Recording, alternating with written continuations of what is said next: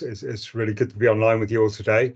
I just see that Callum's saying about recording and its transcriptions going on, so I hope everybody's good with that. The idea today is not to blast you with loads of slides and information that way. It's more to have a discussion with some of the key people who've been taking this work forward for much longer than I've been involved in the programme, and give you an illustration of what a small support organisation is, how they work, what it means for people, and then to talk about some very current work in Scotland, which illustrates very much what it takes to set one up, and then some information towards the end about the programme of work that we're currently taking forward in England, in the hope that one day we might be able to come north of the border. So first off, I guess, I work as a delivery lead for the programme. So that's kind of my part within the team. You're going to meet quite a few people who are involved in the team today. I'd like to spend a few minutes chatting with Sam Smith from Sea Change. Many of you know Sea Change, kind of the long-standing small support in our programme, one of our partners alongside Beyond Limits and Positive Support for You down in England. So Sam, first off, probably good to introduce yourself in case people don't know who you are. And the first question is really simple, because it's the one that I always get asked, is what is a small support organisation to you? Okay, hello, lovely to see so many people. My name is Sam Smith and I'm the founder and CEO of Sea Change Scotland. It was set up on the 1st of May 2001. I remember it well. Before that, I was a commissioner involved in the closure of the long-stay hospitals, helping people move out of hospitals who were funded by Greater Glasgow Health Board at the time. And I suppose the key defining aspects of a small support organisation, as far as I see it, are that we organise ourselves on different metrics of success.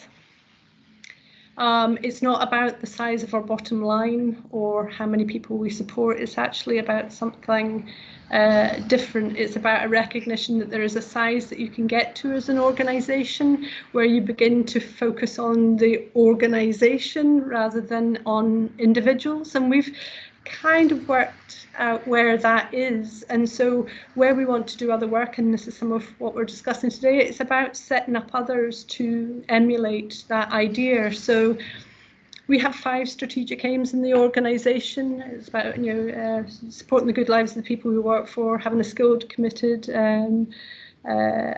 workforce, contributing to communities in which we work, growing better, not bigger. Which in and of itself can be seen as a challenging strategic aim, and also contributing to policy and practice locally and nationally. So we're really clear about what we're set up to do, and we don't we just want to do what we do really well. Yeah, that's it. And I know for you in particular, Sam, but because you're definitely the voice within the team for human rights, and we all very much kind of stand up for that. But the part that human rights play for you within small supports. Yeah, well, if you can see, I'm at the Scottish Human Rights Commission today. I've just come in bags to one of the rooms. Human rights are really they're just core to what we do. So we use them as our North Star. We decide all of our policy and practice. We check whether it takes us nearer or further away our obligations within the UNCRPD. So it does mean when we get asked by people to do things that we don't think meet the obligations detailed in the UNCRPD, we will say that that's not something as an organisation we would be willing to do. And it means that we adhere to the definitions of independent living set out in the articles. It's really, it's just explicit. It's like our lifeblood, really. It's what keeps us doing what we do the way we do it, and helping us not be buffeted by other people's expectations beyond what we think is the right thing to do. So it means we can be quite annoying, I'm afraid. I guess thinking of the right to independent living and to be included, the Yes. key things in there that stand out when we think of the small supports organisations that we're supporting grow is the support that works for me. And so there's things around how you match people, and then a home of my choice, and I get to decide who I share it with and how I live and things like that. And the separation of housing and support. So we're really clear, we're only ever as good as any day or time when we're providing that support. And we absolutely encourage people to say, if we're not doing it well enough, you can tell us to leave, you stay in your home, and you get someone else in to support you. That keeps us on our toes. But it's really explicit that we build that tension, we build that grit into the way we operate to try and keep doing better. And I'm not talking about us being saintly here. We don't get it right all the time. We get it wrong a lot, but we try and build things in that kind of make it really clear to us. We fail and we try and improve quickly. Yeah, there's that bit in there about when you're thinking about support that works, it's something about how support that sticks with people. So I know Doreen, who's another one who's involved in the work, is really clear that we never walk away from anybody, and it's good days and difficult times, but that's being a human being. People can absolutely walk away from us, but we don't say to somebody, you're too difficult, you're too whatever, because the difficulty is really a manifestation of the fact that we're getting it wrong. That's the point. If someone's getting so upset with what we're doing, we are getting it wrong. Yeah. And then it's our responsibility to do better, try harder, and work out how to help that person get to a better place of peace and comfort and living their good life. Yeah.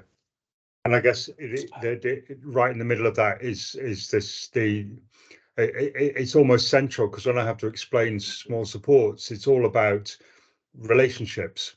Yes. So it's about, one of the things about small supports is it's quite a flat structure because everybody knows each other.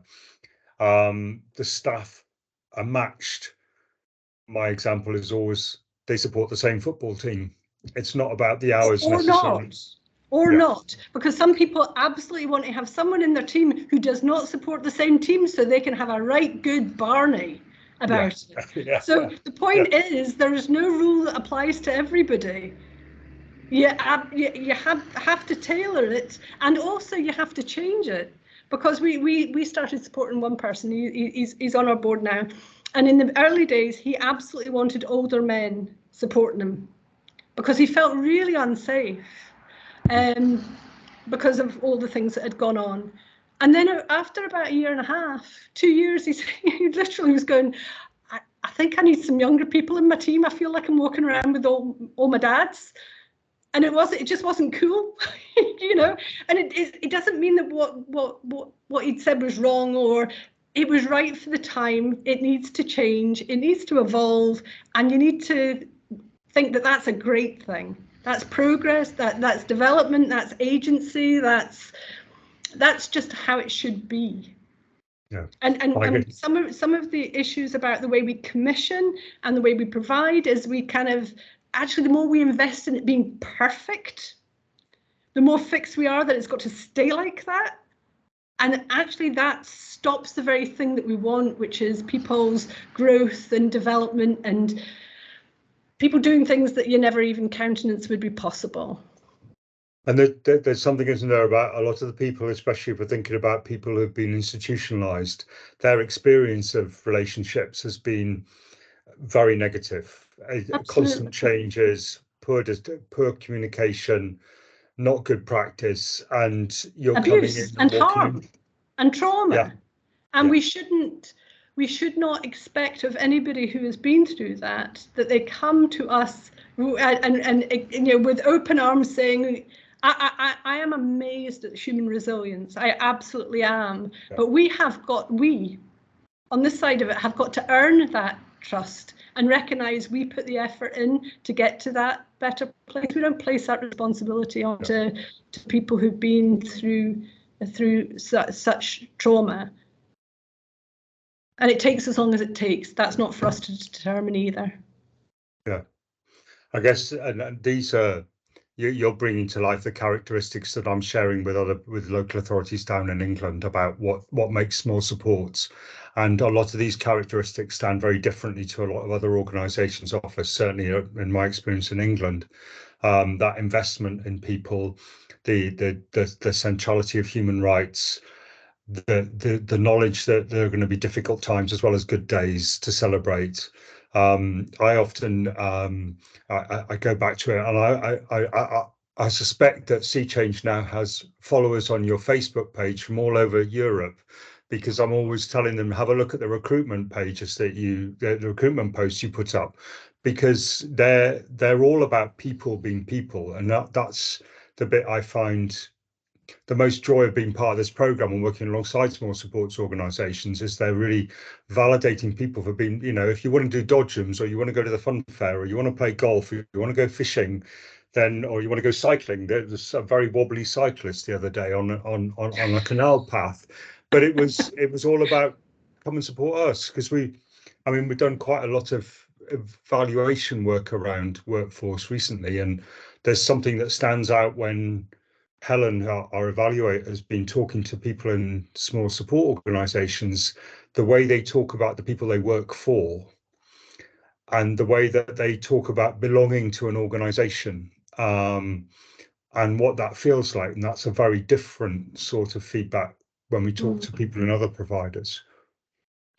Well, there was a photo I saw the other day, and I've just been around for a long time, so I feel very old, but it was a photo of someone that we've supported for 20 years. And he had this huge reputation. He was, your kind of top tier person, 5-to-1 support. Now, this photo that I saw was a photo of absolute joy of him and Ian, who supports him. Now, Ian was a panel beater by his former profession, so you're going to go, oh, what would he know? But there's this picture of the two of them, and they were in the park. They'd had a picnic, and then they were going on this walk with this other kind of walking group that they're part of. And I know I imbue into that photo all of the history, all of the knowledge of this individual being restrained, 5-man pin downs. Actually, he used to be restrained with illegal restraints. It took us 3 months before they would let us actually have people working with him in the ward, and it was 6 months before he was allowed to go out on the ward into the hospital grounds. And none of his team think about that now. I do when I see the photo, but he is just who he is. He is beyond the comprehension of anybody who said that he couldn't live in the community. He didn't move out with 5 people, because that's ridiculous. Actually, you can't fit in a car and go anywhere with 5 people and him, because he's quite a big bloke. But he did move out with 3 people, one who went up the stairs for a good proportion of the time because his house wasn't that big. But we just need to, it's the paucity of imagination, I think, that when we see intensely distressed people, that we can't see beyond their distress to think if people were happier, if we were upsetting them less, that actually they can live a good life. And it is entirely possible, and we know it, we've seen it, but still there's something about what we do that says they've got to get right before we can support them. And that's just bonkers, because they're never going to get right in the places we've got them where they're so unhappy. I'd like to kind of draw in Zoe from Perth. I'm going to have to take some scarves off. I'm overheating. Sorry.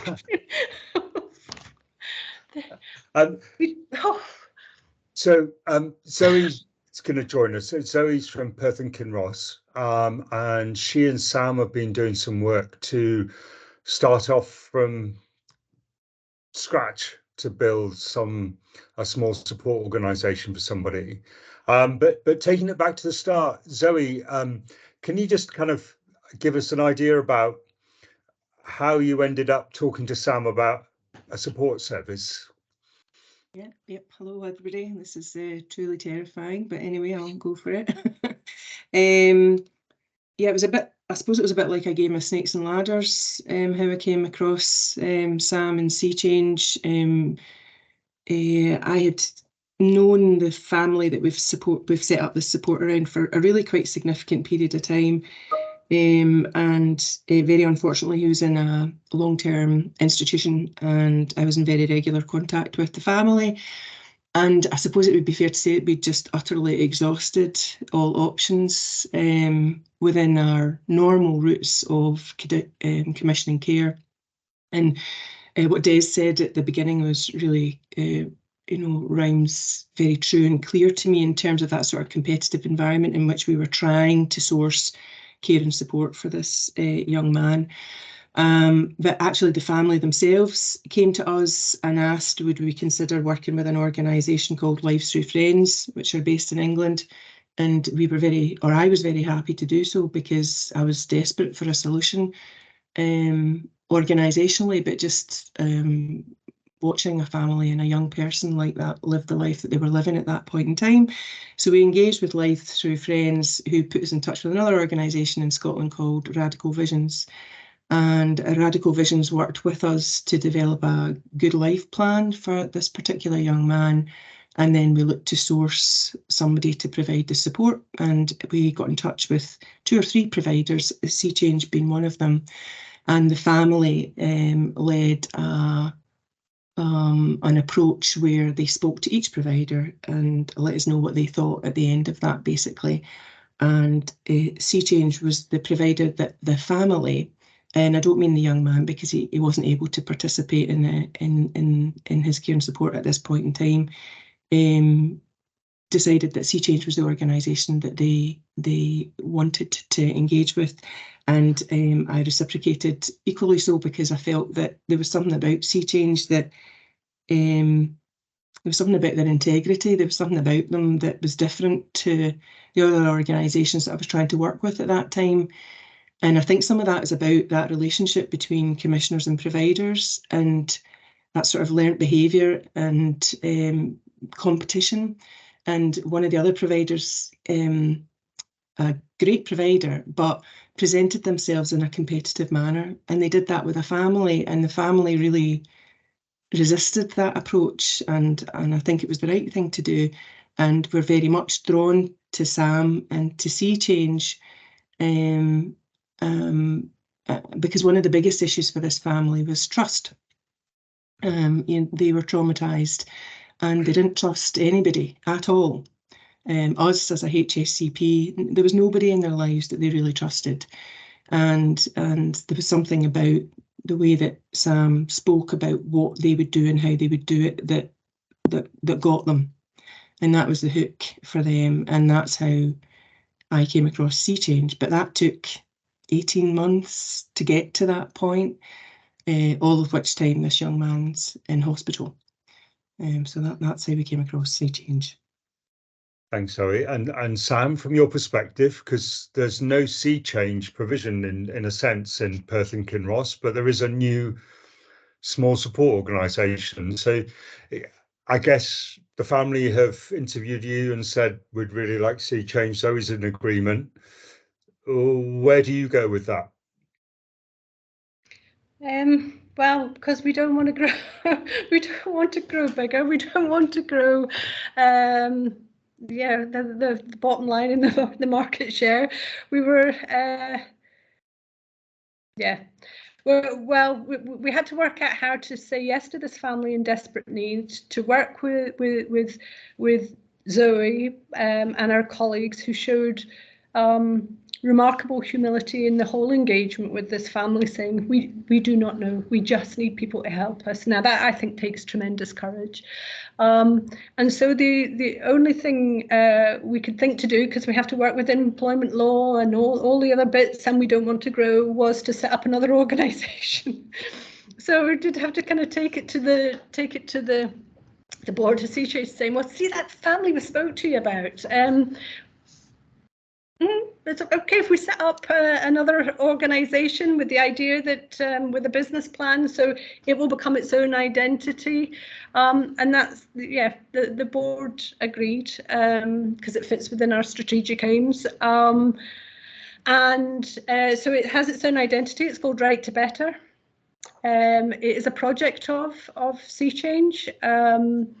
We pulled together a business plan explicitly with Zoe and our colleagues, talking about you're not just setting up something for this individual. If we're committing to do this, we're looking at we can support other people, but we'll work with you. And we got that commitment, so we are working with that person. We're also working now with another person that was in a bit of an intractable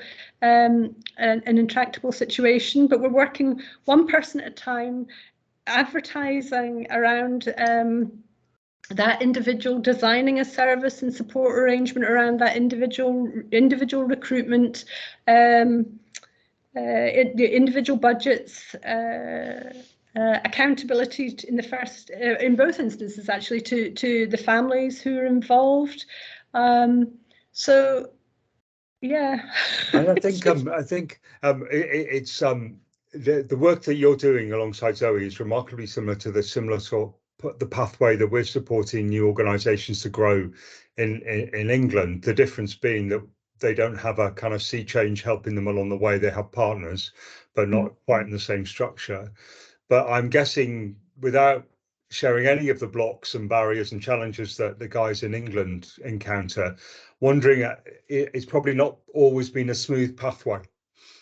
And maybe along the way there are challenges and things that you've encountered, or things that you've needed to resolve. And do you want to, either Zoe or Sam, share a little bit about the kind of the things that you've needed to iron out as you've gone? There's a couple of things that, for me, certainly, well, one of the things I always remember Sam said to me when I first met her was, she just says, "I don't know you," which was quite interesting at the time, and it was quite, and so she also had to trust me as well in that, and that it wasn't a block or a barrier, but but that honesty about that was, I don't know who you are, and you're a commissioner, and are you going to come in and say, yeah, I can only do it for this much money, and all that kind of stuff that, you know, sometimes commissioners do. But that was really enabling for me, because I felt I had to kind of evidence where I come from and what my drive is in terms of how we commission services. So that was great.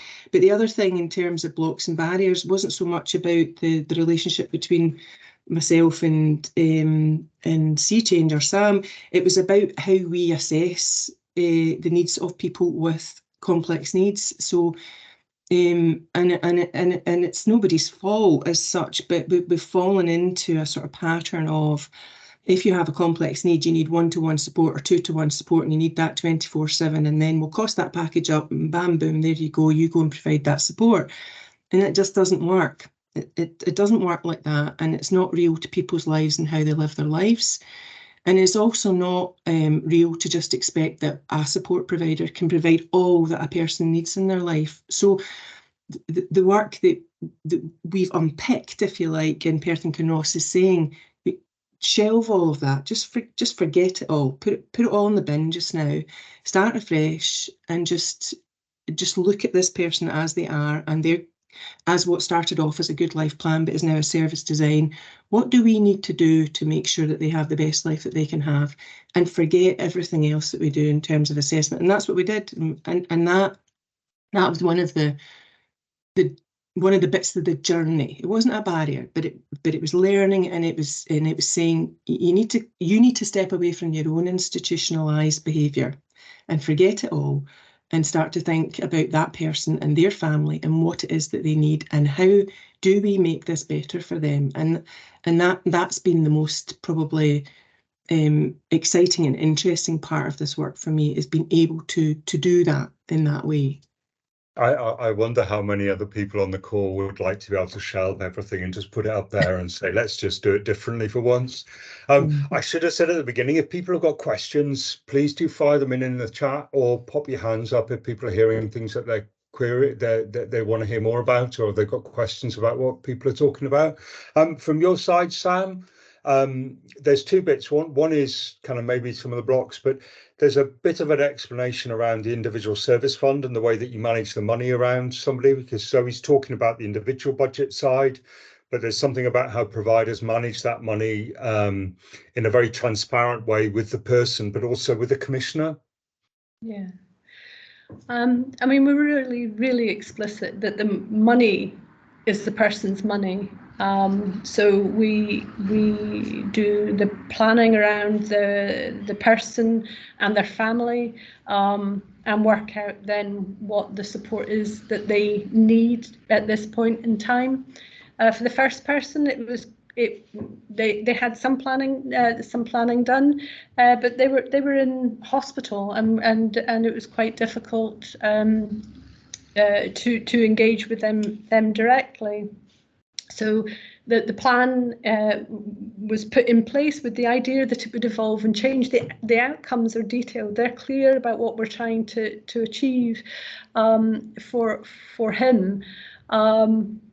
What we did in that instance was, because we had a family who'd been holding on by their fingernails, so he was very articulate about this family who'd been traumatized by the experience of witnessing their son's institutionalisation. We did planning with them also. Now, we did planning with them, and we wrote up a service design for them, with them, about what they wanted to get out of this. Now, it was the same money that's doing those two things. It wasn't an additional pot of money. The money, the young man's individual budget is delivering two things. It's hopefully achieving the family's North Star of beginning to live a life of a family, not in trauma, a family not on the edge of crisis at all times, and it's also delivering his good life. It's possible to do both. Actually, it's not possible to do one without the other. But it's being really explicit about that money, and that's where relationships come in, because we haven't really known how this will play out. There's an amount of money, and there's what we want to have happen, but we've had the space afforded by Zoe and her colleagues to move within that, to respond to what has arisen, and that's the important thing, because it is, if you tie it down too tight, you can't do the very thing you want to achieve, and that's where that trusting relationship, and absolutely right. I mean, I've been around long enough to be burned by good intentions, so I probably was quite, oh, wait a minute, no, I need this kind of signed up to. But within that, there's an explicitness that we don't want to, actually no person wants more support than they need. But our system is predicated on this idea that people want and need as much as possible. Actually, nobody wants 5-to-1 support ever. Nobody wants 3-to-1 support, and nobody has ever really wanted 2-to-1 support. So our aim is always to help people liberate themselves from these things that get layered on top. And as long as there's an understanding that that's what we're trying to achieve, a good life with minimum restraints and constrictions and service inhibitors, then it doesn't cost more. It will cost less, and it will deliver better. I mean, they were the original aims when I set up the organisation. We can support people in their own homes, separation of housing support, and it will cost no more than something else, something that is non-UNCRPD compliant. Yeah. We've got some questions coming in. Des had his hand up. There's a question from Donna and there's one from Matthew. Des, do you want to pitch in? Sure. I guess one of the things that Zoe that struck me is what you were talking about. You mentioned the word that coming to this to some extent through desperation.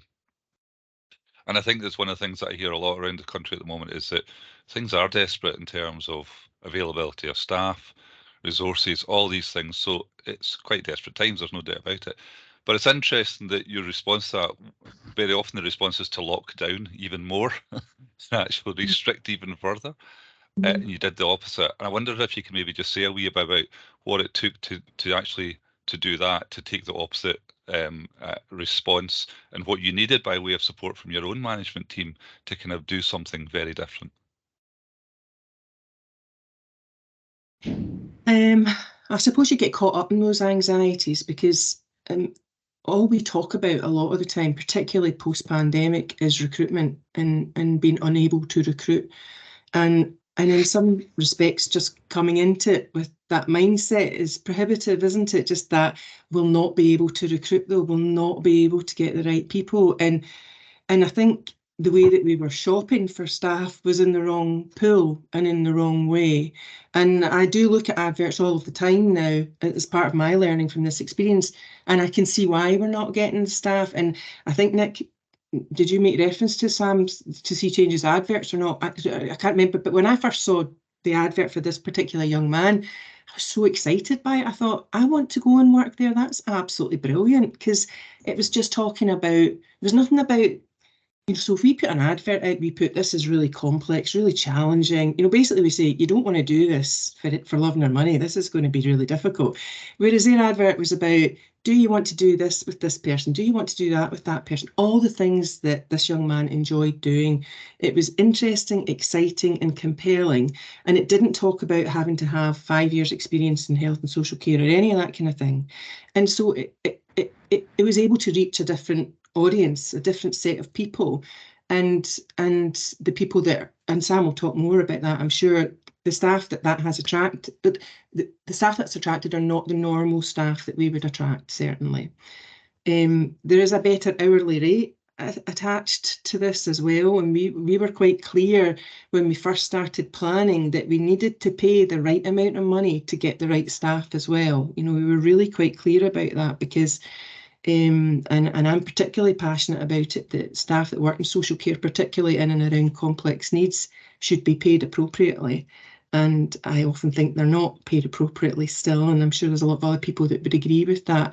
So they are remunerated in a better way to other providers locally at the moment, but that's because of the way that it's set up and the way that the organisation is designed. So yeah, so it was about throwing away all of those anxieties and preconceptions and all of that about how you provide support to somebody with complex needs, for me.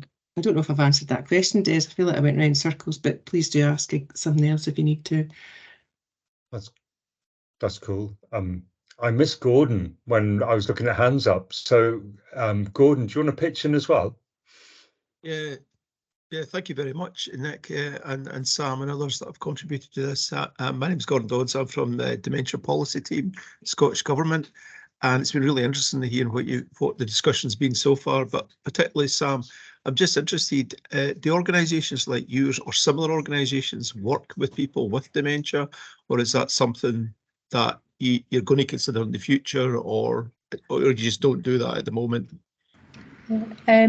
We primarily work with people with learning disabilities, mental health, autism. That's not saying that some people don't also have dementia. People come with all sorts of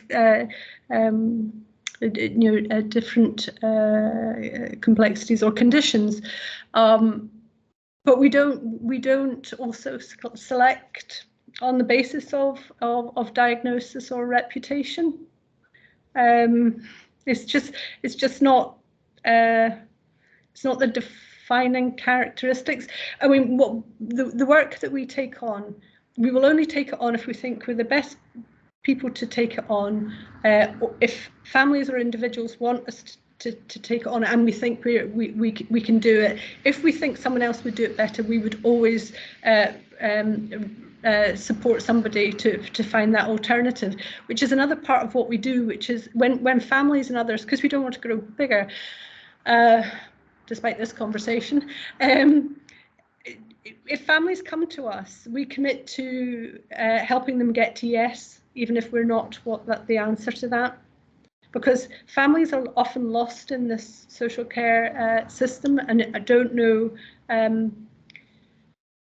how to get the resolution to the situation they're facing. So regardless of whether we're going to be long-term in their life, if a family contacts us, we will endeavour to help them get to yes, wherever and whatever that is.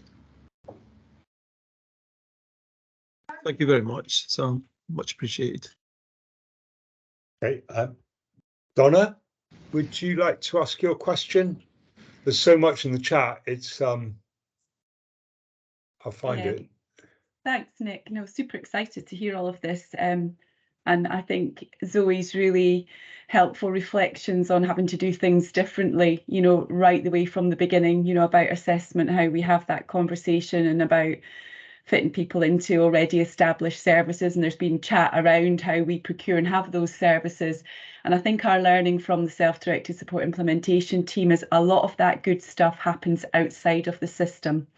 You know, it's running parallel to the system. So we're all acknowledging that what we're doing right now isn't working for everybody. And we continue to do this really, really good stuff outside of, or in spite of, or alongside. How do we start to use that learning? Because it is learning, isn't it? It's not about performance, it's about learning. How do we enable the workforce, the systems and the leaders to start learning from that and trying to do that, so that it's not all about procured commissioned services and a label and fitting people in and then assessing them based on that label, because practitioners at the front line will tell you it's not working for them either. So it's really just, yeah, answers on a postcard would be fabulous. Thank you very much, Nick. Thanks, Sam and Zoe. That's cool. Matthew, I said there's been quite a conversation. I'll go to Matthew first and then come to you, Margaret. Is there anything that you and or Bill want to share about your conversation? I've lost track of it. There's been so many different replies.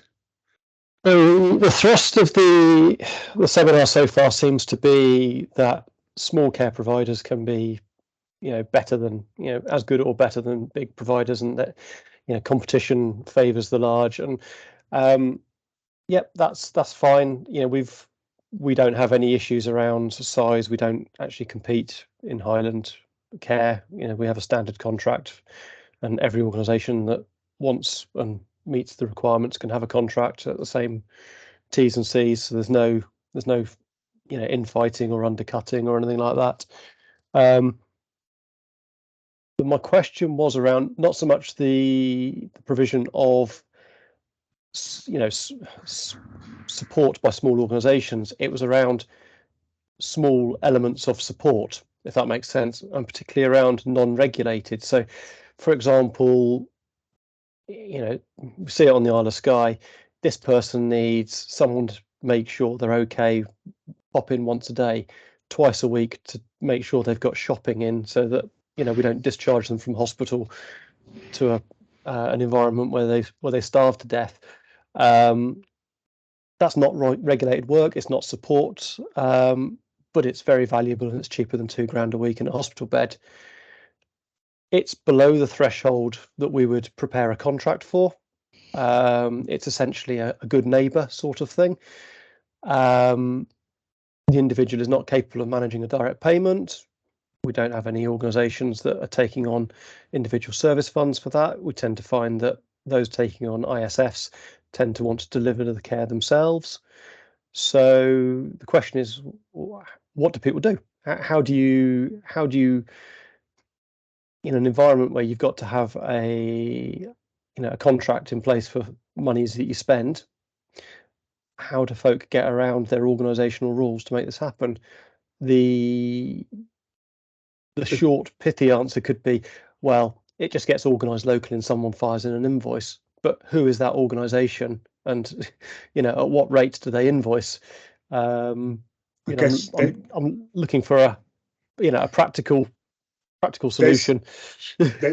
There's some work there that one of our team, Chris Watson's been doing with a number of local authorities around what happens if the gap between people able to manage their own direct payments and those, and where there's a third party or option 2 arrangement in place or possibility in place.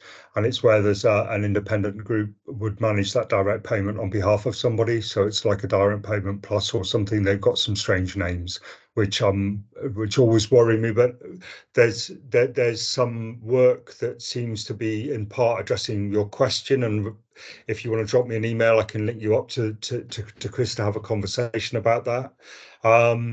The other side of it is that we've got quite a number of our small support providers are actually funded solely by direct payments. So certainly Elevate, that we work with down in the southwest, all of their work is funded by families who pay them through a direct payment to support their family member. So it's actually an arrangement where a support provider is delivering support directly to a family funded through a direct payment. So this is all different ways that people are exploring about how using it's the same option 1, 2, and 3. They call it different things in England, but it's using that in a different way. So there are examples, and if you want to drop us a note, then I'm very happy to link you up with different people. Yeah, that'd be really helpful, because we're dealing with people who don't have direct payments, couldn't manage direct payment, no family in the area. Yeah. It's what we are the service that needs to be looking out for them. But how we actually do that is the practical issue. I guess it's a different application of the idea of small supports, because it's more small geographically rather than small in terms of this group of people who are currently in institutions. But there's a lot of what we're doing in England is looking at their market shaping responsibilities and saying, well, there's gaps within that market. How do we facilitate those gaps being filled? And it sounds like there's a gap almost, but it's going to be a gap that's very difficult to fill because it's such a rurally dispersed community. But if you want to drop us a line, Matthew, I can link you up with people doing tackling similar things down south and see how useful that is. Yeah, you stick your email address in the chat, and I'll pick it up. Will do. Brilliant, thank Margaret, you. Long time since I saw you in Falkirk. Go for it. So sorry, I'm taking you back to regulated care provision, and it was just to say we're having some really interesting conversations locally. We are developing a specification for our option 3 commissioned work. And that is being done in a co-productive way with providers locally. Some of the conversations we're having just now, and there's been kind of, in terms of the project lead, conversations with the care inspectorate, because sometimes the way that organisations are registered in terms of the descriptors with the care inspectorate can lead to some difficulties. I don't want to say specifically barriers, but it can lead to barriers in terms of being able to deliver those kind of more flexible supports. And we're having discussions just now about things like, the kind of thing that Sam was talking about, where somebody, if we could support them a bit differently, but making sure that our providers understand if they are coming in under an option 3 and saying, yes, I'd like to support that person, making sure that they understand some of the stressors around that. We're trying to change the language a bit away from challenging, but some of the stressors around that and what it would take to support that, but also trying to make sure that our providers are kind of staying on the right side of the track in terms of the registration and how that's described. It's a bit murky sometimes, or it feels a bit murky sometimes in terms of trying to do that, but we're working with a group of providers just now that are, kind of really open in these discussions about how this specification develops for people that want an option 3 and how we work. So part of the discussion I'm meeting earlier on today was even just some of our nursing colleagues not really understanding what social care is. And coming in and saying, well, I think you should be doing this, that, and the next thing. And that's not being disparaging to nursing, but sometimes our communication and our awareness raising in terms of what this is, whether it's regulated or non-regulated support, can leave other people, not necessarily the person, but other professionals involved, with kind of expectations or views around things that are not correct and sometimes unrealistic. So I just wanted to throw that in, that it's, you know, all of this I think is helping to encourage conversations around some of this stuff, and how do we work through some of it and get to the other end of it with something that supports the person in the way that they need to be supported. Yeah. Thanks, Margaret. Bill? Nick, I just wanted to pick up on a piece of thinking about, well, okay, this is great if you happen to live in an area where Sam and Sea Change are working. What about everywhere else? And I think this is where our interest came into this as an organisation, that what we'd learned for the group of folk we're talking about, people who carry these really heavy reputations, people who have really expensive support packages, that for years the system has been trying to change existing provision and been trying to turn provision that fails this group of people into provision that supports this group of people. And our learning is, almost never can you change an existing failing provider into a provider that supports the folk we're thinking about well. If we want small supports to exist in every part of the country, then what we need to do is do the work to enable those supports to grow. And one of the things that we've learned from working with a dozen local authorities and local authorities and health trusts and stuff is the current system, if you use it differently and if you have the commitment, can be used to grow small supports in your area. It takes commitment, it takes money, it takes a determination to work differently. But the key to this is not to say, how can we attract small support organisations from other places into our area? It's about to say, what can we do to work differently to support really interesting people to grow small supports where we are? And also, I wanted to kind of mention about money. I think the thing that we've noticed in looking at small supports is we shouldn't be driven by money, but money is limited. All the indicators we have is that this focused way of working delivers providers who are more stable than the large national providers and delivers support around people that is the same cost or sometimes cheaper than traditional ways of commissioning. Did that make sense? Yeah. Thanks, Bill. Sam? I suppose I wonder whether you're thinking there's just, well, that all sounds very good, but there's just a huge amount of work involved in that, and that will be just really onerous. And I suppose it's just a question to Zoe, because I don't really know the answer, so I might just embarrass myself here. But in terms of engaging with us as an organisation to take forward the work around certainly the two individuals and to set up Right to Better, the workload wise, has it been more or less than normal? What's your experience been? Has it kind of been an additional draw on you having creating a small supports organisation in your area?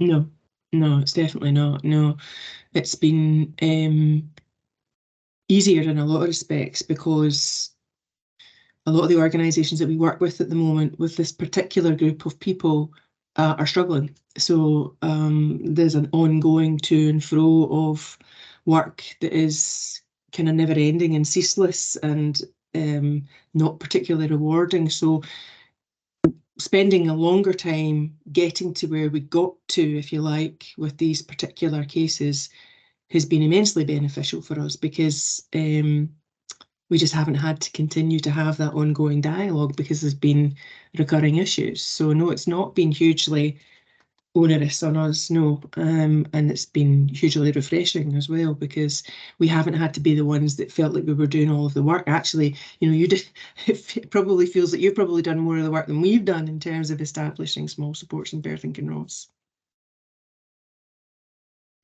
Yeah. And I genuinely didn't know the kind of answer to that, because I don't know, I mean, I know you're incredibly busy, but I don't know your experience at the other end of, you know, of it. We've just, as a small supports organisation, we find it incredibly helpful to have a supportive environment. So a place where you can go, we're coming across this,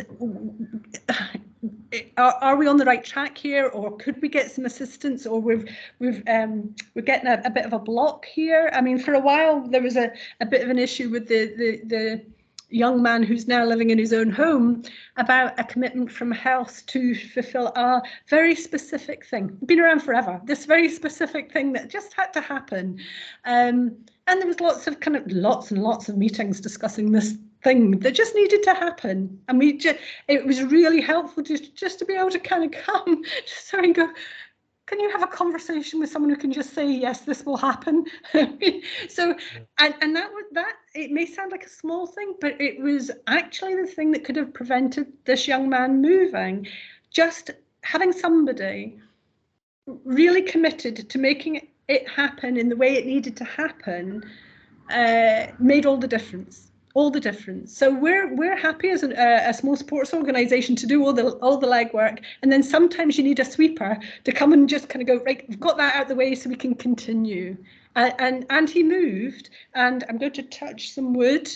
He's just doing really well. Here's a wee indication. He went away for a wee break with his family, and they came back, and it had gone really well. And then his family went on holiday to a wedding abroad, and we got a message saying my phone is in the safe, and that was his mum. She was able to put her phone in the hotel safe. Why? Because she felt safe. And you know, it's almost incalculable what we do inadvertently, not through any intent, to individuals and families. And I think it takes real courage. That's the thing that I have the most admiration for Zoe, because I think it takes real courage to say we're stuck. We need, in the Glasgow vernacular, we need honours, and we'll take it from wherever we can get it, and we will support it. And collaboration is the heart of this for me, with individuals, with families. Design it around the person, with their family, with the support of all the social care and health professionals that you can rally to it, but make sure that what you're doing is what the person wants and needs. Thanks, Sam. Elaine? Yeah. 3 minutes. Go for it. Thanks. Yeah, no, and it's been a fantastic conversation, hasn't it? It's good to see so many people on the call and so many familiar faces as well. But given we're kind of drawing to the end of our time, Nick, I was just going to say that all of us that have spoken today, including myself as the Scottish Development Lead, we're more than happy if anybody's wanting to continue the conversation or find out a little bit more, or kind of have a half an hour chat with what it might look like in your area. Please do get in contact with us.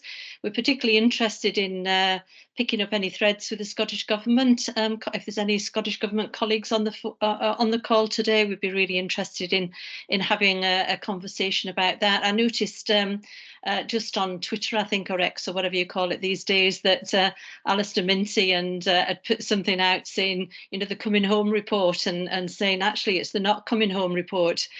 So I know there's a real need in this area, and we're more than happy to have a conversation. Unfortunately, my chat's not working, Nick, so if you could put some contact details in the chat for people, but a lot of people know who we are, and you know, please do get in touch, even if it's just to chat it through and say, you know, it might not work in your area, but we're more than happy to have that further follow-up conversation following today, and hopefully it's been quite interesting for everybody too. So thanks, Nick, that's all I wanted to say. Thank you. That's great. I've popped you email in there. So email Elaine or email me, and definitely Vivian, you just put a comment about children. we've had a lot of discussion about how that works, particularly around 14 years and upwards. In England, there's a growing desire, mainly because of a growing number of young people needing really intensive support and very person-centered support. So please do include that in conversations with Elaine and myself. Passion of mine around young people for a long time, but we've got quite a lot of thinking already done on that about what it might mean for under 18s. So yeah, very happy to talk more about that one. Cool. 1 minute to go. Callum, back to you, I think. Thank you so much for everybody coming along. It's been an amazing attendance and really good discussion. And hopefully end up talking to a few more of you in the near future. Well, thank you very much as well. I mean, it remains only for me to thank all of our presenters today, and also all of you for coming along and spending an hour talking about small supports. I will collate the links from the chat, and I will get that out to you all along with the video recording of this, so that you can review it yourselves afterwards if needs be. But yes, thank you very much for your time, and have a good rest of your day. Bye for now. Thanks, everybody. Bye. Thank you. Everybody. Thank you. Bye all.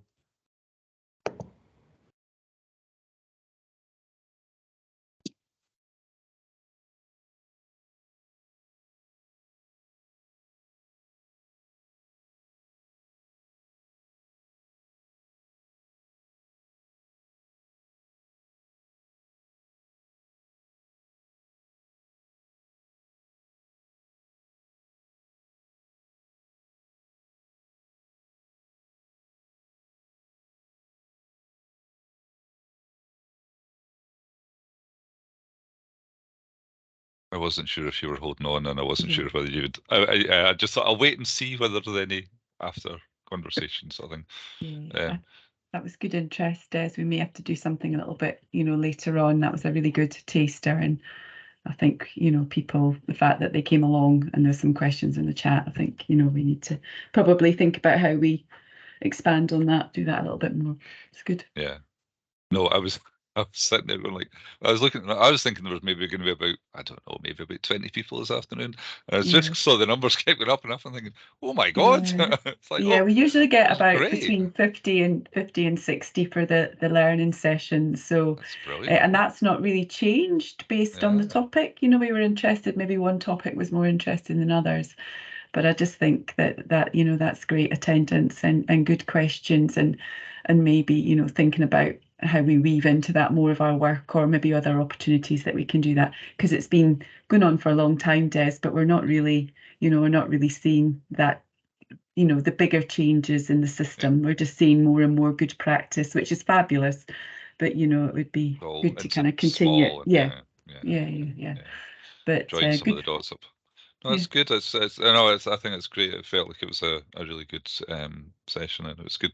A lot of chat. That was interesting to see people, and it's always quite nice when people go off on, to some extent, going off on their own individual chats back and forward, because you can kind of see that as well, sort of thing. And it's the closest you get to an in-person where people are talking about details that.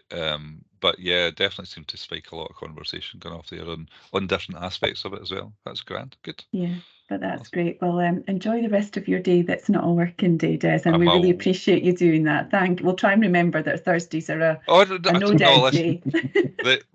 I have a clear understanding with my boss that if I get time back, so I'll finish it an hour or so early tomorrow. So it's never lost. Never lost. That's wonderful. Good to see you guys. Take care. Brilliant. Thanks a lot. Cheers. Bye, Des. Thanks, Callum.